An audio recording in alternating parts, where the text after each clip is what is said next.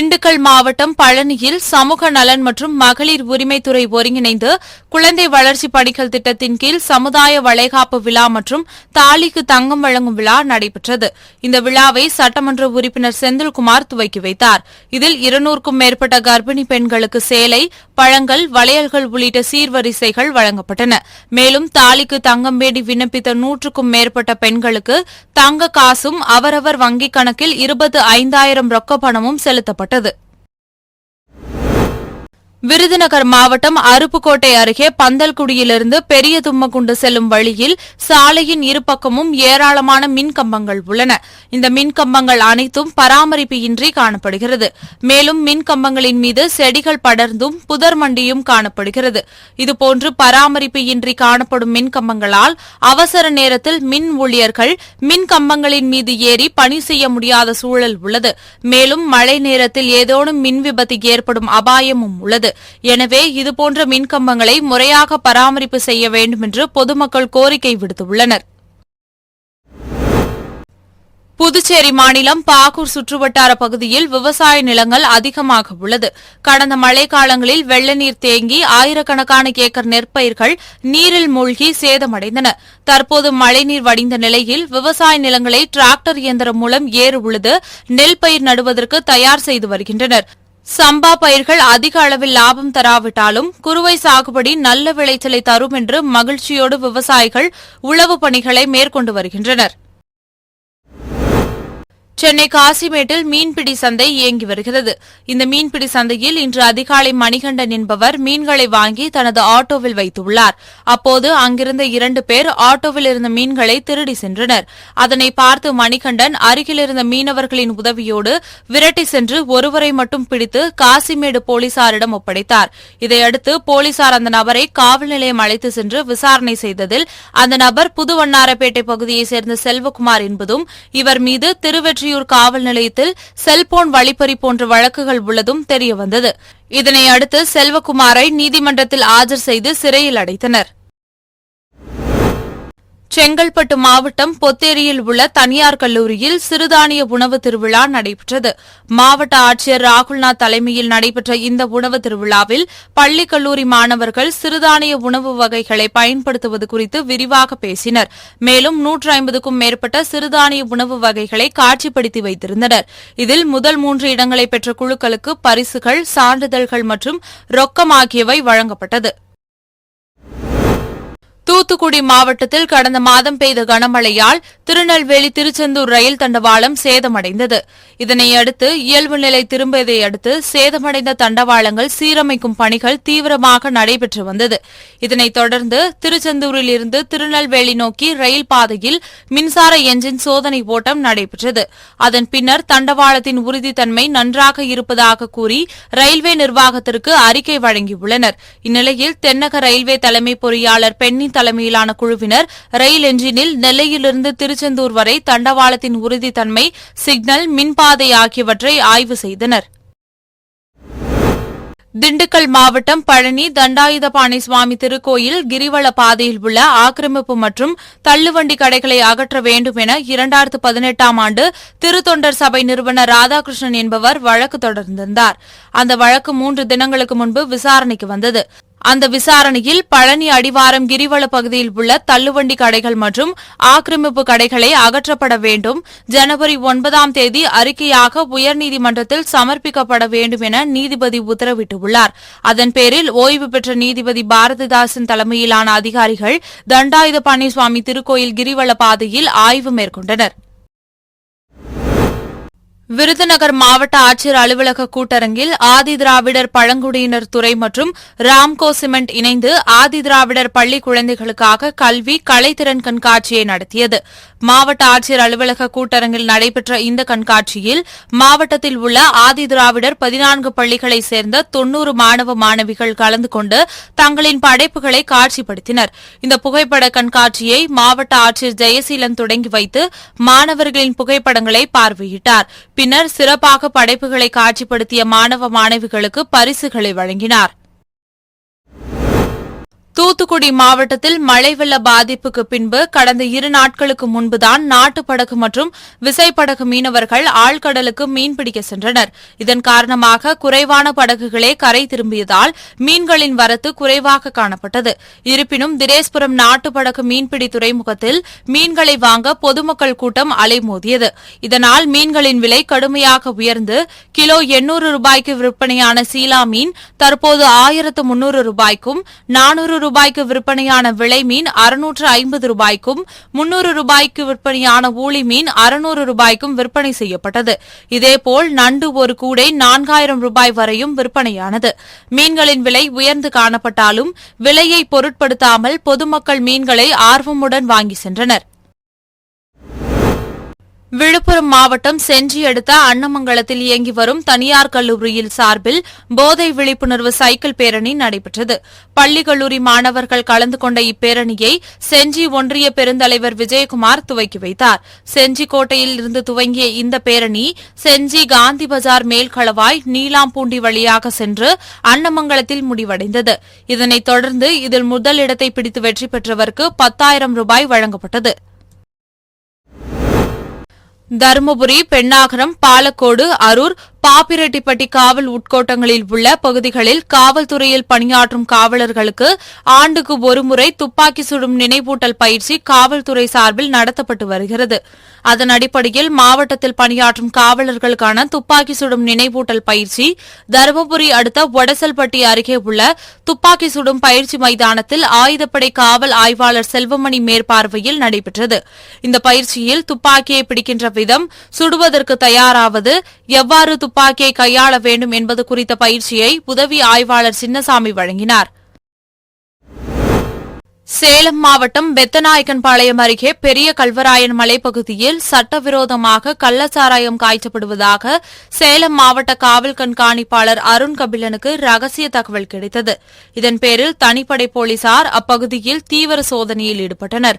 அப்போது கல்வராயன் மலை ஆவாரை ஓடை பகுதியில் கள்ளச்சாராயம் அடுப்பு மற்றும் பிளாஸ்டிக், இரும்பு என 8 பேரல்களில் கள்ளச்சாராய ஊரல்கள் இருந்தது கண்டுபிடிக்கப்பட்டது. இதனையடுத்து கள்ளச்சாராய ஊரல்களையும் அதற்கு பயன்படுத்திய அடுப்புகளையும் போலீசார் அளித்தனர்.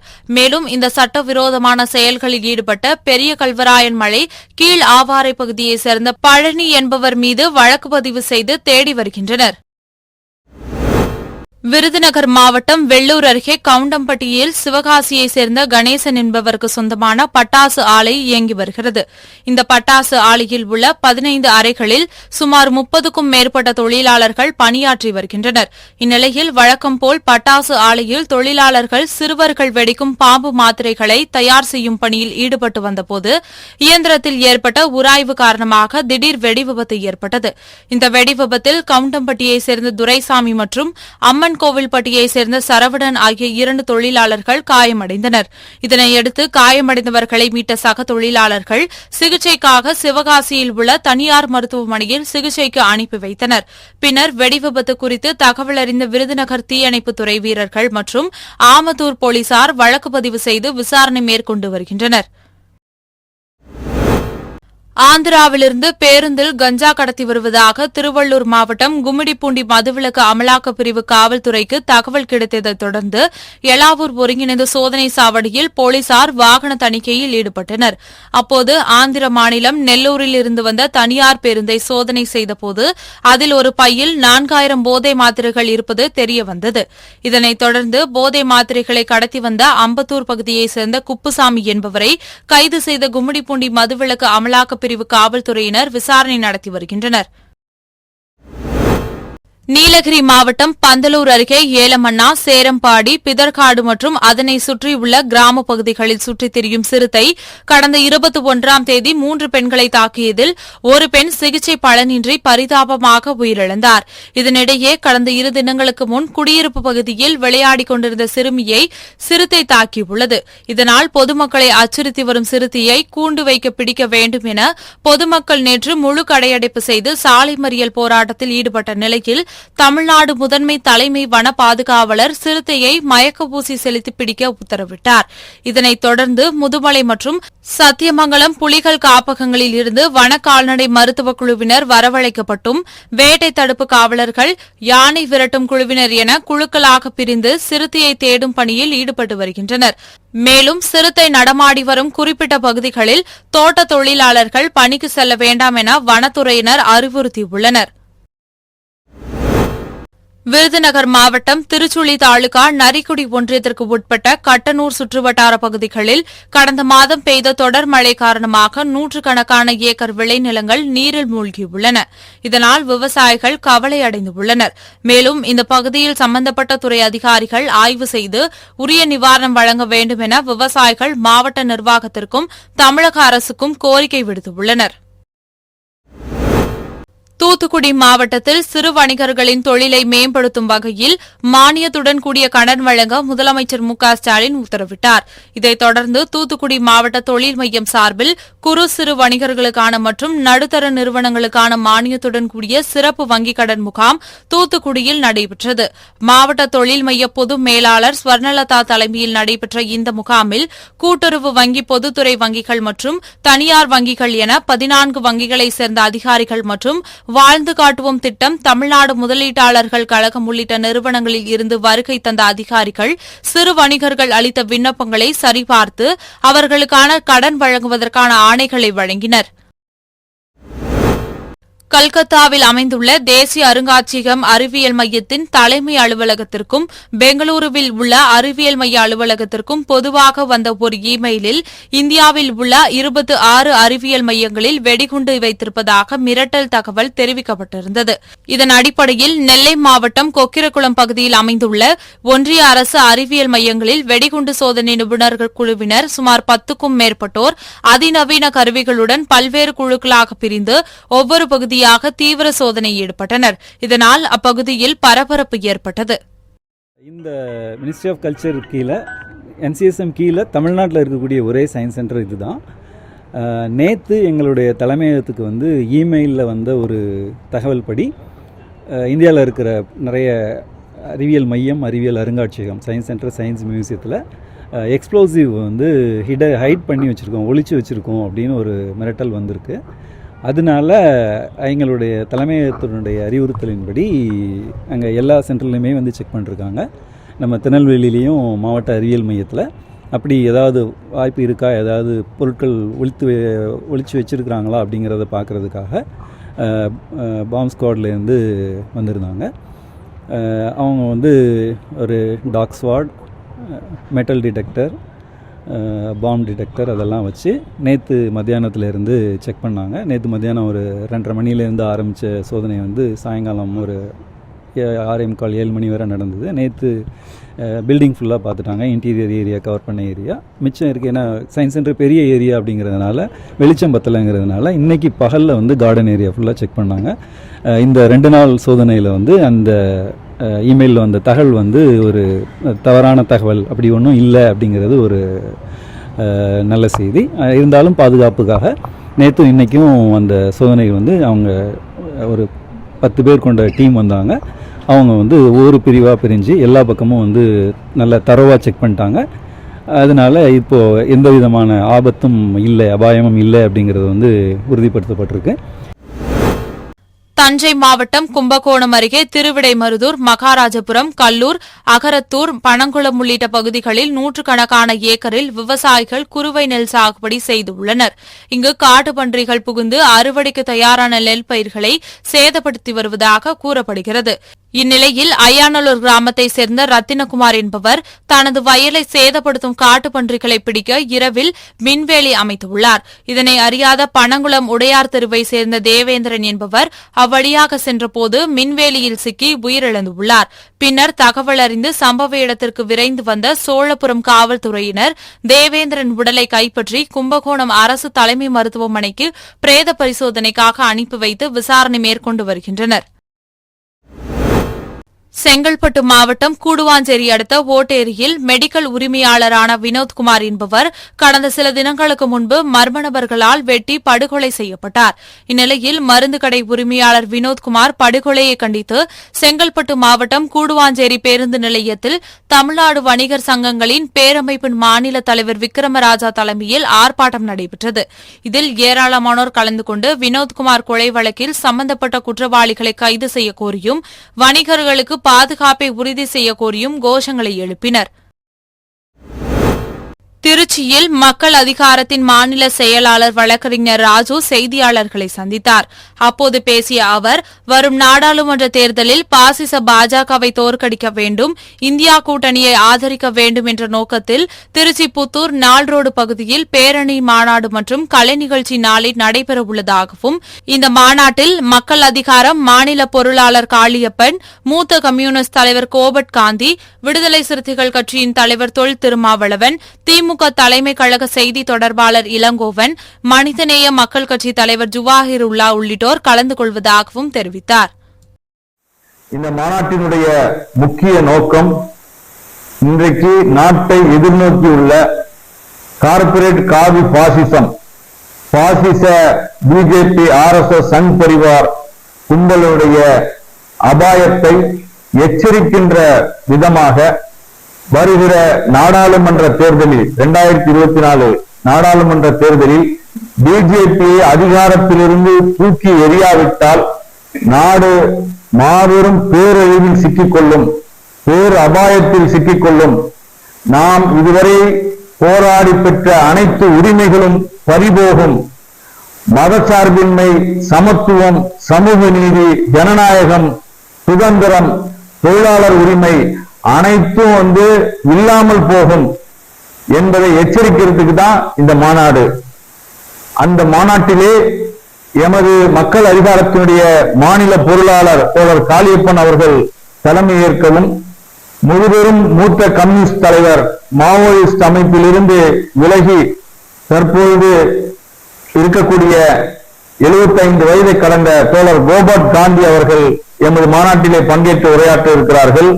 அதோடு மட்டுமல்ல, விடுதலை சிறுத்தைகள் கட்சியினுடைய தலைவர் தோழர் தொல் திருமாவளவன் அவர்கள், திராவிட முன்னேற்ற கழகத்தினுடைய முன்னாள் நாடாளுமன்ற உறுப்பினர் TKS இளங்கோவன் அவர்கள், மனிதநேய மக்கள் கட்சியினுடைய தலைவர் பேராசிரியர் ஜவாஹிருல்லா அவர்கள், இந்திய பொதுவுடைமை கட்சியினுடைய இந்திய கம்யூனிஸ்ட் கட்சியினுடைய துணை பொதுச் செயலாளர் மு வீரபாண்டியன் அவர்கள், இந்திய கம்யூனிஸ்ட் கட்சி மார்க்சிஸ்ட் லெனினிஸ்ட் விடுதலை அமைப்பினுடைய பொதுச் செயலாளர் தோழர் ஆசை தம்பி அவர்கள், தீக்கதிர் ஆசிரியர் தோழர் மதுக்கூர் ராமலிங்கம் அவர்கள், காங்கிரஸ் கட்சி சார்ந்த திருச்சி வேலுச்சாமி, திராவிட கழகத்தை சார்ந்த தோழர் மதிவதனி, மக்கள் உரிமை பாதுகாப்பு மையத்தை சார்ந்த மதுரை வழக்கறிஞர் வாஞ்சிநாதன் அவர்கள், புதிய ஜனநாயக தொழிலாளர் முன்னணியினுடைய பொதுச் செயலாளர் தோழர் லோகநாதன் அவர்கள் பங்கேற்று உரையாற்ற இருக்கிறார்கள்.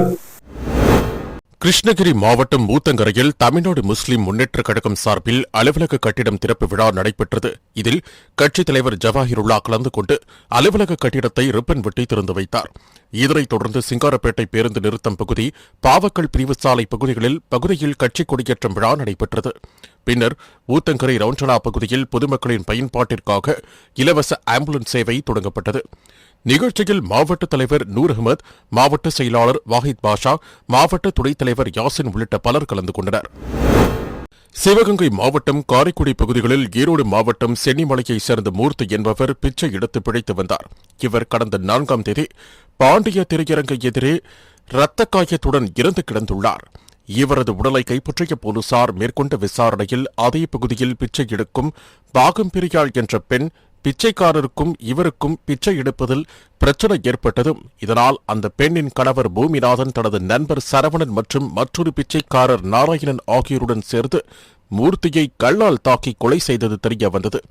இதனையடுத்து பூமிநாதன், நாராயணன் மற்றும் பேருந்து ஓட்டுநர் சரவணன் ஆகியோரை கைது செய்து நீதிமன்றத்தில் ஆஜர்படுத்தி சிறையில் அடைத்தனர். செங்கல்பட்டு மாவட்டம் நெம்மேலியில் 1516.82 கோடி ரூபாய் மதிப்பீட்டில் தினமும் 15 கோடி லிட்டர் கடல் நீரை சுத்திகரித்து குடிநீர் வழங்கும் 2வது புதிய ஆலை பணிகளை அமைச்சர் KN நேரு இன்று பார்வையிட்டு ஆய்வு மேற்கொண்டார். பின்னர் செய்தியாளர்களை சந்தித்த அவர், இந்த புதிய குடிநீர் ஆலையில் இருந்து சென்னை சோழிங்கநல்லூர், வேளச்சேரி, மடிப்பாக்கம், உள்ளகரம், ஆலந்தூர், பரங்கிமலை, மேடவாக்கம், நன்மங்கலம், கீழ்கட்டளை, மூவரம்பட்டு, பல்லாவரம் ஆகிய 12 பகுதிகளுக்கு நாள் ஒன்றிற்கு 1.5 கோடி லிட்டர் குடிநீர் வழங்கப்பட உள்ளது எனவும் இதில் 9 லட்சம் பேர் பயனடைவார்கள் என தெரிவித்தார். மயிலாடுதுறை மாவட்டம் தரங்கம்பாடி, சீர்காழி, குத்தாலம் உள்ளிட்ட மாவட்டத்தின் அனைத்து பகுதிகளிலும் பரவலாக மழை பெய்து வருவதால் தாழ்வான பகுதிகளில் தண்ணீர் தேங்கியுள்ளது. இந்த மழையின் காரணமாக இளம் கதிர்கள் கொட்டிவிடும் ஆபத்து ஏற்பட்டுள்ளது. இதனால் மகசூல் குறையும் நிலை ஏற்பட்டுள்ளது. இந்த ஆண்டு மயிலாடுதுறை மாவட்டத்தில் பருவமழை குறைவாக பெய்துள்ள நிலையில் தற்போது பெய்து வரும் மழையால் சம்பா சாகுபடிக்கு சேதத்தை விளைவிக்கும் என்பதால் விவசாயிகள் கவலையடைந்துள்ளனர். கடலூர் மாவட்டம் சிதம்பரம் அருகே உள்ளது தச்சக்காடு கிராமத்தை சுற்றியுள்ள சேந்திரக்கிளை, மணல்மேடு, அருண்மொழிவேந்தன் உள்ளிட்ட பல்வேறு கிராமங்களில் நடப்பு பருவத்தில் நெல் பயிரிடப்பட்டுள்ளது. தற்போது நெற்பயிர்கள் நன்கு விளைந்துள்ள நிலையில் தண்ணீர் இல்லாததால் பயிர்கள் கருகி வருகின்றன. இதனால் பல்லாயிரம் ரூபாய் செலவு செய்து நெல் பயிரிட்டிருக்கும் விவசாயிகள் கவலையடைந்துள்ளனர். எனவே வீராணம் ஏரியில் இருந்து சேத்தியாத்தோப்பு அணைக்கட்டு வழியாக கடைமடை பாசனத்திற்கு தண்ணீர் திறக்க வேண்டும். அப்போதுதான் கருகும் அபாயத்தில் இருந்து பயிர்களை காப்பாற்ற முடியும் என்று விவசாயிகள் கோரிக்கை விடுத்துள்ளனர். தஞ்சை மாவட்டம் கும்பகோணத்தில் உள்ள தனியார் பள்ளியில் சமத்துவ பொங்கல் விழா நடைபெற்றது. இதில் பரதநாட்டியம், குழு நடனம், தப்பாட்டம் ஆகிய கலை நிகழ்ச்சிகளும், சிலம்பாட்டம், உரியெடுத்தல் ஆகிய கிராமிய விளையாட்டுப் போட்டிகளும் நடைபெற்றன. தொடர்ந்து 10க்கும் மேற்பட்ட மாணவ மாணவிகள் புத்தம் புது பானைகளில் பச்சரிசி இட்டு பொங்கல் வைத்து பொங்கி வரும் போது பொங்கலோ பொங்கல் என உற்சாகமாக முழக்கம் இட்டு சமத்துவ பொங்கல் விழாவை உற்சாகமாக கொண்டாடினார்கள். இந்நிகழ்வில் ஏராளமான பள்ளி மாணவ மாணவிகள் பாரம்பரிய உடையணிந்து கலந்து கொண்டு கலை நிகழ்ச்சிகள் மற்றும் கிராமிய விளையாட்டுகளில் பங்கேற்று தங்களது தனித்திறமைகளை வெளிப்படுத்தினர். தொடர்ந்து போட்டியில் வெற்றி பெற்ற மாணவ மாணவிகளுக்கு பரிசுகளும் சான்றிதழ்களும் வழங்கப்பட்டது. கடலூர் கம்மியம்பேட்டை பகுதியில் உள்ள தனியார் பள்ளியில் மாநில அறிவியல் கண்காட்சி 2024 நடைபெற்றது. இந்த கண்காட்சியை பள்ளிக்கல்வித்துறை அமைச்சர் அன்பில் மகேஷ் பொய்யாமொழி தொடங்கி வைத்தார். இந்த கண்காட்சியில் மாணவர்களின் தொலைநோக்கு சார்ந்த பல்வேறு கண்டுபிடிப்புகள் பார்வைக்காக காட்சிப்படுத்தப்பட்டது. இக்கண்காட்சியை மாணவர்களின் கண்கவர் கலை நிகழ்ச்சிகளும் நடைபெற்றது. இந்நிகழ்வில் வேளாண் மற்றும் உழவர் நலத்துறை அமைச்சர் எம்.ஆர்.கே. பன்னீர்செல்வம், சட்டமன்ற உறுப்பினர் ஐயப்பன், மாவட்ட ஆட்சியர் அருண் தம்புராஜ், மாநகராட்சி மேயர் சுந்தரி ராஜா, துணை மேயர் தாமரை செல்வன் உள்ளிட்டோரும் 1000க்கும் மேற்பட்ட பள்ளி மாணவர்களும் ஆசிரியர்களும் பங்கேற்றனர். பள்ளி மாணவர்களுக்கான அறிவியல் கண்காட்சி 8ஆம் வகுப்புலேருந்து 10ஆம் வகுப்பு வரை படிக்கக்கூடிய மாணவர்களுடைய அந்த கண்டுபிடிப்புகள்லாம் இன்றைக்கு ஒவ்வொரு மாவட்டங்களில் முதல் இடமும் 2ஆம் இடமும் பிடித்த மாணவர்கள்லாம் இன்றைக்கு மாநில அளவில் இன்றைக்கு நம்முடைய கடலூர் மாவட்டத்தில் நம்முடைய மாண்புமிகு அமைச்சர்கள் அண்ணன் எம்.ஆர்.கே. அண்ணன் கணேசன் அவர்கள் இன்றைக்கு அதற்கான அந்த கண்காட்சி இன்றைக்கு திறந்து வைத்திருக்கிறார்கள். இதிலிருந்து கிட்டத்தட்ட பார்த்தீங்கன்னா இது மாணவர்களுக்கு மட்டுமல்ல, ஆசிரியருடைய கண்டுபிடிப்பும் இதில் இடம் பிடித்திருக்கின்றது. இதிலிருந்து இன்றைக்கி ஜட்ஜஸ்லாம் தனியாக வந்திருக்காங்க.